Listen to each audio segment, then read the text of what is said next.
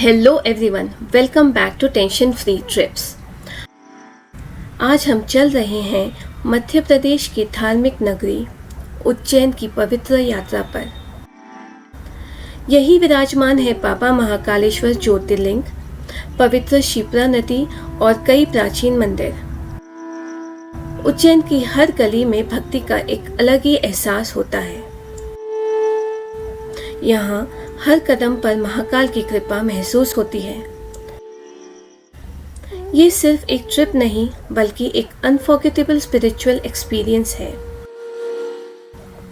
मंदिरों की घंटियां और हर हर महादेव के जयकारे पूरे माहौल को भक्तिमय बना देते हैं। अगर आप भी उज्जैन और महाकाल दर्शन का प्लान बना रहे हैं तो ये वीडियो आपके लिए कंप्लीट ट्रैवल गाइड रहेगा। तो एंड तक ज़रूर बने रहिए क्योंकि मैं कुछ ऐसे टिप्स भी शेयर करूंगी जो आपका टाइम, पैसा और अननेसेसरी कंफ्यूजन सब बचा देंगे।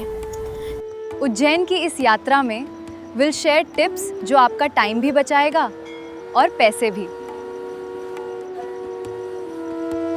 साथ ही उज्जैन के कुछ हिडन जेम्स भी दिखाएंगे जिनके बारे में बहुत कम लोग जानते हैं। तो let's begin our tension free trip to Ujjain. अब सबसे पहले बात कर लेते हैं उज्जैन पहुंचने की। उज्जैन का nearest railway station Ujjain junction ही है। भारत के कई बड़े शहरों से उज्जैन के लिए डायरेक्ट ट्रेन अवेलेबल है और आप इंडिया के किसी भी कोने से उज्जैन आसानी से पहुंच सकते हो। अगर आपके शहर से उज्जैन के लिए डायरेक्ट ट्रेन नहीं चलती तो पहले इंदौर पहुंच जाइए। इंदौर की रेल और फ्लाइट कनेक्टिविटी बहुत अच्छी है।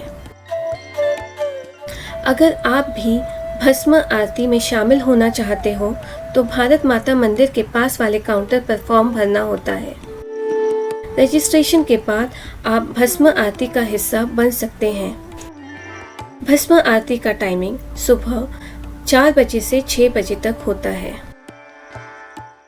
अगर आप भी भस्म आरती में शामिल होना चाहते हो तो भारत माता मंदिर के पास वाले काउंटर पर फॉर्म भरना होता है।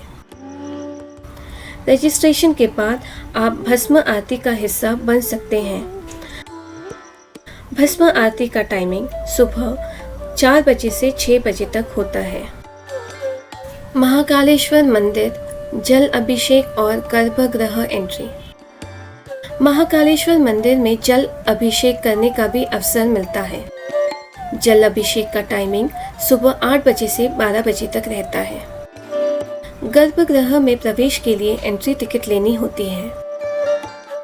ये टिकट भारत माता मंदिर के पास वाले काउंटर से ही मिल जाती है। ध्यान रहे कि श्रावण महीने में लगभग 2 महीने तक गर्भगृह में एंट्री बंद रहती है। इसी दौरान महाकाल के दर्शन बाहर से ही करने होते हैं। भस्म आरती के बाद बाबा महाकाल का शानदार श्रृंगार किया जाता है। नॉर्मल दर्शन लाइन से कभी कभी 5 से 6 घंटे भी लग सकते हैं।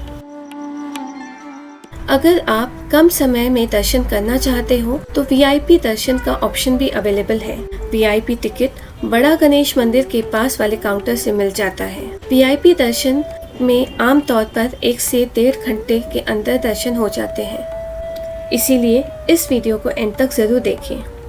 महाकाल दर्शन से पहले अधिकतर भक्त पवित्र शिप्रा नदी में स्नान करते हैं। इससे यात्रा की शुरुआत और भी पवित्र मानी जाती है। शाम होते ही महाकाल मंदिर की लाइटिंग देखने लायक हो जाती है। रोशनी से सजा हुआ मंदिर और भी दिव्य नजर आता है। और अब चलिए महाकाल मंदिर के आसपास के प्रसिद्ध मंदिरों को एक्सप्लोर करते हैं। महाकाल मंदिर के कैंपस में आपको कई छोटे बड़े प्राचीन मंदिर देखने को मिलते हैं। यहीं पर बना हुआ है महाकाल लोक, यानी कि भव्य टेम्पल कॉरिडोर। इसे महाकाल कॉरिडोर भी कहा जाता है। ये उज्जैन का एक सबसे बड़ा अट्रैक्शन है। इस जगह की ग्रैंड आर्किटेक्चर और स्पिरिचुअल वाइब हर विजिटर को इम्प्रेस कर देती है।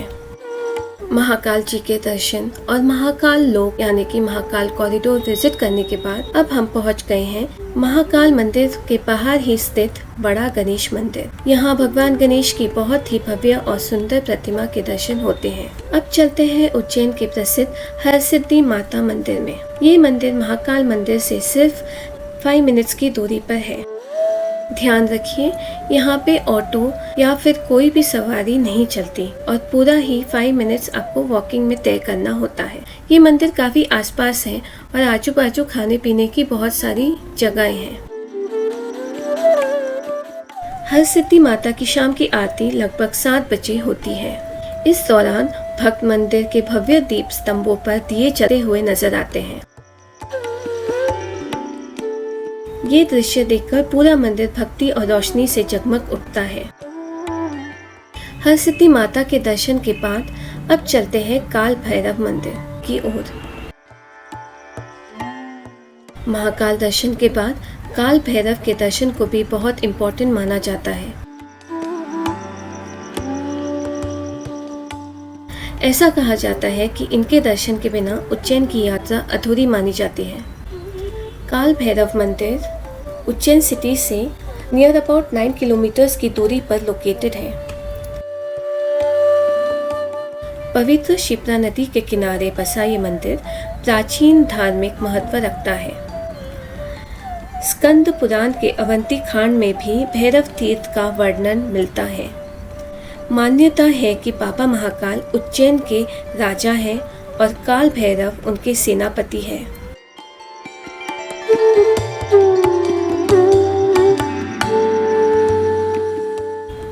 अगला स्टॉप है विक्रमादित्य टीला, जो हरसिद्धि माता मंदिर के बिल्कुल सामने स्थित है। यहाँ महाराजा विक्रमादित्य की विशाल प्रतिमा देखने को मिलती है, जो उज्जैन के इतिहास की याद दिलाती है। अब हम पहुंच गए हैं उज्जैन के प्रसिद्ध गढ़कालिका माता मंदिर, जो एक महत्वपूर्ण शक्तिपीठ माना जाता है। मान्यता है कि इसी स्थल पर माता सती के अंग का एक हिस्सा गिरा था, इसीलिए इसे शक्तिपीठ माना जाता है। इस मंदिर का इतिहास महाभारत काल से भी जुड़ा हुआ माना जाता है। बाद में सम्राट हर्षवर्धन ने इसका पूर्ण निर्माण करवाया था। मंदिर के अंदर एक दीप स्तंभ भी है। यहाँ कई भक्त अपने मनोकामना पूरी होने के आस में सिक्के चिपकाते हैं। अब चलते हैं भर्तृहरि गुफा की तरफ, जो गढ़कालिका माता मंदिर से सिर्फ 10 मिनट्स की दूरी पर है। ये दूरी आप ई रिक्शा या फिर कोई भी सवारी से कंप्लीट कर सकते हो। कहा जाता है कि यहाँ गुरु गोरखनाथ जी ने कठोर तपस्या की थी।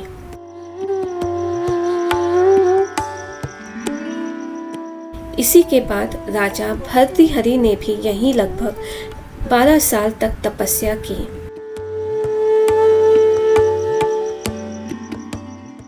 ऐसी भी मान्यता है कि यहाँ 4 धाम की तरफ जाने वाला एक प्राचीन गुप्त मार्ग था।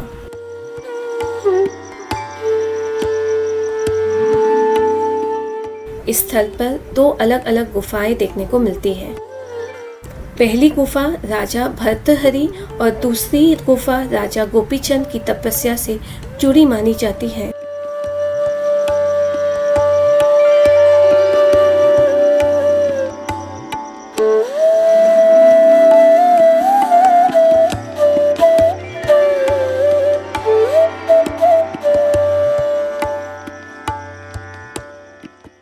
भर्तृहरि गुफा से सिर्फ 5 मिनट्स की दूरी पर श्री ऋण मुक्तेश्वर महादेव मंदिर लोकेटेड है। मंदिर के कैंपस में एक गौशाला भी है, जहां आप गायों के लिए चारा दान कर सकते हैं। यहाँ 600 साल से भी पुराने विशाल वृक्ष देखने को मिलता है। अब हम पहुंच गए हैं पवित्र शिप्रा नदी के राम घाट पर। हर शाम यहाँ शिप्रा नदी की भव्य आरती होती है। उज्जैन आने वाले अधिकतर श्रद्धालु राम घाट जरूर आते हैं। अगर आप बजट स्टे ढूंढ रहे हैं तो भारत माता मंदिर के पास श्री महाकालेश्वर भक्त निवास एक अच्छा ऑप्शन है। यहाँ एसी रूम्स 1300 से 2000 के बजट में मिल जाते हैं। इसके अलावा आसपास कई प्राइवेट होटल्स भी अवेलेबल हैं, जहाँ रूम करीब 600 से शुरू हो जाते हैं। अब चलते हैं भारत माता मंदिर की तरफ।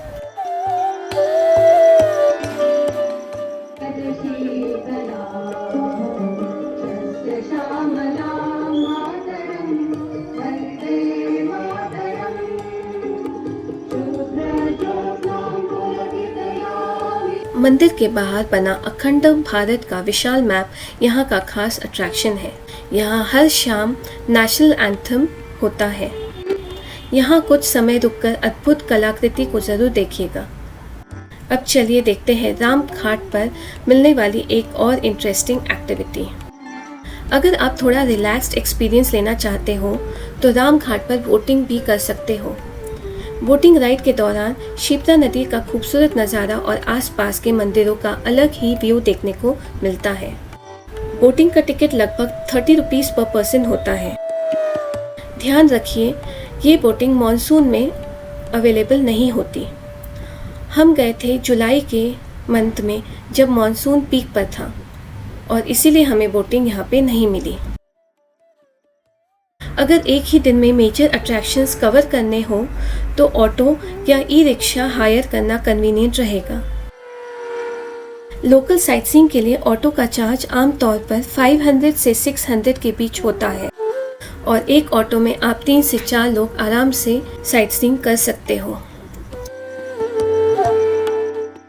अब हम पहुंच गए हैं पवित्र सांदीपनी आश्रम।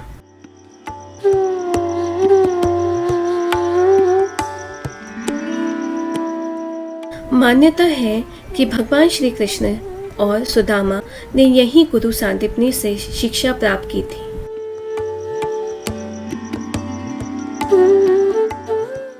आश्रम में श्री कृष्ण की सीखी हुई विद्याओं से जुड़ी जानकारी बहुत ही सुंदर तरीके से दिखाई गई है।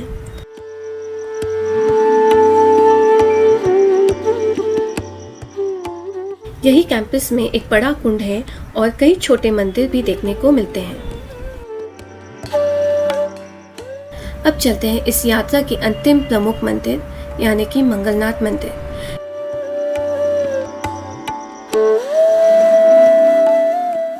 ये मंदिर मंगल दोष की पूजा के लिए पूरे देश में बहुत प्रसिद्ध है। हर साल हजारों भक्त यहाँ विशेष पूजा करवाने के लिए आते हैं।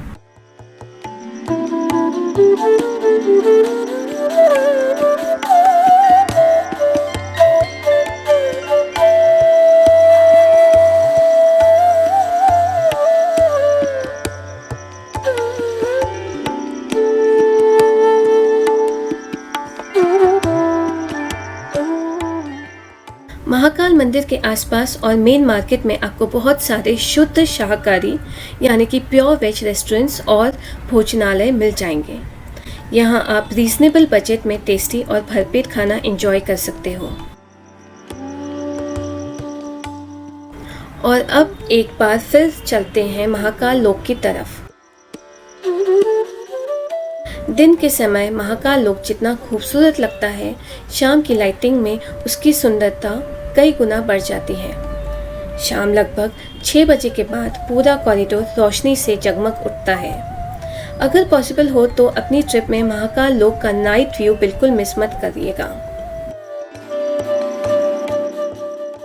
उम्मीद है इस वीडियो से आपकी उज्जैन ट्रिप प्लानिंग और महाकाल दर्शन और भी इजी हो जाएगा। अगर आपको ये वीडियो हेल्पफुल लगा हो तो लाइक करें, अपने दोस्तों और फैमिली के साथ शेयर करें और टेंशन फ्री ट्रिप्स को सब्सक्राइब करना ना भूलें। अगर आपका कोई भी सवाल हो तो कमेंट में ज़रूर पूछिए। मैं पूरी कोशिश करती हूँ कि हर कमेंट का रिप्लाई करूँ। मिलते हैं एक अलग सफ़र में एक और खूबसूरत डेस्टिनेशन के साथ। तब तक के लिए अपना ख्याल रखिए। हर हर महादेव, जय महाकाल।